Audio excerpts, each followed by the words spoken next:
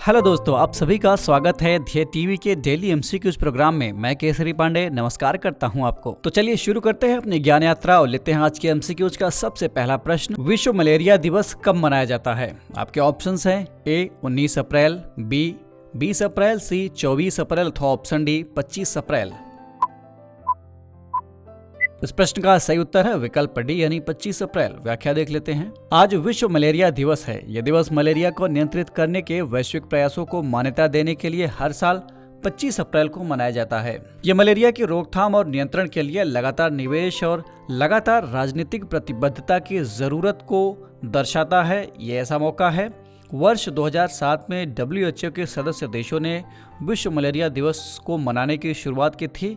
इस साल इस दिवस की थीम है मलेरिया का पूर्ण उन्मूलन, निवेश, नवाचार और कार्यान्वयन। यहाँ आपको बता दें कि मलेरिया परजीवियों से होने वाली एक बीमारी है जो संक्रमित मादा एनाफिलीज मच्छरों के काटने से लोगों में फैलती है। मलेरिया के लक्षणों में तेज बुखार, ठंड लगना, सिरदर्द और अन्य फ्लू जैसे लक्षण शामिल होते हैं। लेते हैं सेकंड क्वेश्चन। 100 फूड स्ट्रीट पहल के संबंध में निम्नलिखित में कौन सा अथवा कौन से कथन सत्य हैं? पहला स्टेटमेंट, इस अनूठी पहल को नेशनल हेल्थ मिशन यानी NHM, आवास और शहरी मामलों के मंत्रालय और FSSAI द्वारा संयुक्त रूप से क्रियान्वित किया जाएगा।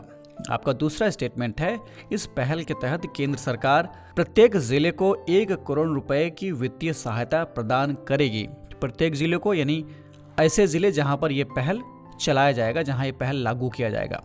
आपके ऑप्शंस हैं ए केवल 1, बी 1 और 2 दोनों, सी केवल 2 अथवा ऑप्शन डी इनमें से कोई नहीं।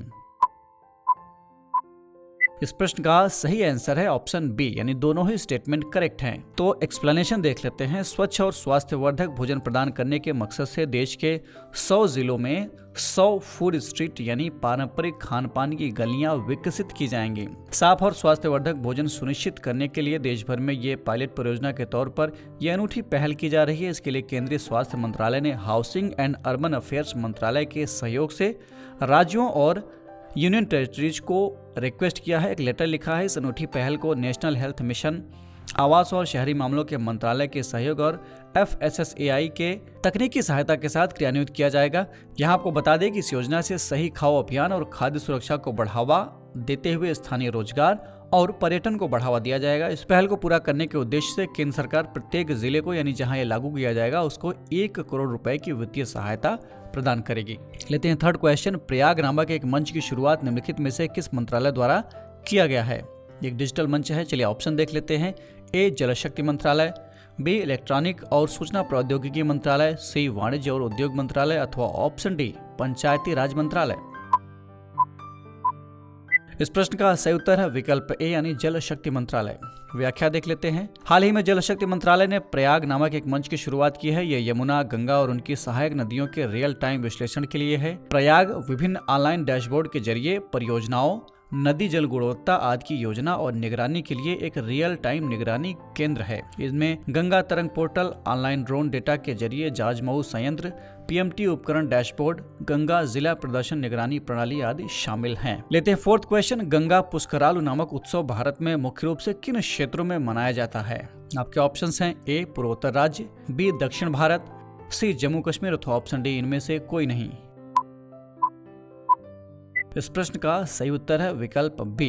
व्याख्या देख लेते हैं। भारत में मुख्य रूप से आंध्र प्रदेश और तेलंगाना राज्यों में हर 12 साल में एक बार मनाया जाने वाला त्योहार जिसका नाम है गंगा पुष्करालु इस साल 22 अप्रैल से 3 मई तक मनाया जा रहा है। मान्यताओं के मुताबिक पुष्कर नाम के एक भक्त ने भगवान शिव द्वारा पवित्र नदियों को शुद्ध करने की एक शक्ति प्राप्त कर ली थी। इसके बाद पुष्कर ने 12 पवित्र नदियों में प्रवेश करने का फैसला लिया। इन नदियों में गंगा, नर्मदा, सरस्वती, यमुना, गोदावरी, कृष्णा, कावेरी, भीमा, ताप्ती, तुंगभद्रा, सिंधु और प्राणहिता नदियां शामिल हैं। बता दें कि गंगा पुष्कराल त्योहार के दौरान लोग खुद को पापों से मुक्त करने और आशीर्वाद प्राप्त करने के लिए पवित्र नदी गंगा में डुबकी लगाते हैं। लेते हैं आज के इस MCQs का लास्ट क्वेश्चन, फिफ्थ क्वेश्चन। इनियोकस 23 युद्धाभ्यास के संबंध में निम्नलिखित में कौन सा अथवा कौन से कथन सत्य हैं अथवा हैं? पहला स्टेटमेंट, ये भारत तथा जापान के बीच एक हवाई युद्धाभ्यास है। दूसरा, इसका उद्देश्य भाग लेने वाली वायुसेनाओं के बीच अंतर्राष्ट्रीय सहयोग, सामंजस्य और अंतर संचालनीयता क्षमता यानी इंटरऑपरेबिलिटी कैपेसिटी को बढ़ाना है। आपके ऑप्शंस है ए केवल 1, बी 1 और 2 दोनों, सी केवल 2 अथवा ऑप्शन डी इनमें से कोई नहीं। इस प्रश्न का सही उत्तर है ऑप्शन सी यानी सेकंड वाला स्टेटमेंट करेक्ट है। एक्सप्लेनेशन देख लेते हैं। इनियोकस 23 ग्रीक वायुसेना द्वारा आयोजित एक बहुराष्ट्रीय हवाई युद्धाभ्यास है, यानी इसमें भारत और जापान नहीं बल्कि कई देश शामिल हैं। इस साल इसका आयोजन 24 अप्रैल 2023 से 4 मई 2023 तक ग्रीस के एंड्राविडा एयरबेस में किया जा रहा है। भारतीय वायुसेना यानी इंडियन एयरफोर्स इसके तीसरे युद्धाभ्यास में भाग ले रही है। इस युद्धाभ्यास का उद्देश्य भाग लेने वाली वायुसेनाओं के बीच अंतर्राष्ट्रीय सहयोग, सामंजस्य तथा अंतर संचालनीय क्षमता को बढ़ावा देना है। तो ये था आज का डेली एमसीक्यूज कार्यक्रम। कमेंट करके हमें जरूर बताइएगा कि आपके 5 में से कितने प्रश्न सही हुए, कितने गलत हुए। और आपको ये कार्यक्रम अगर पसंद आया हो तो वीडियो को लाइक जरूर कीजिए, चैनल को सब्सक्राइब कीजिए, शेयर भी कीजिए, बेल आइकन भी प्रेस कर दीजिए ताकि आपको हर प्रोग्राम का नोटिफिकेशन भी मिल जाए। और हम फिर मिलेंगे एक नए कार्यक्रम के साथ। तब तक के लिए आप जम के पढ़ते रहिए और बढ़ते रहिए। नमस्कार।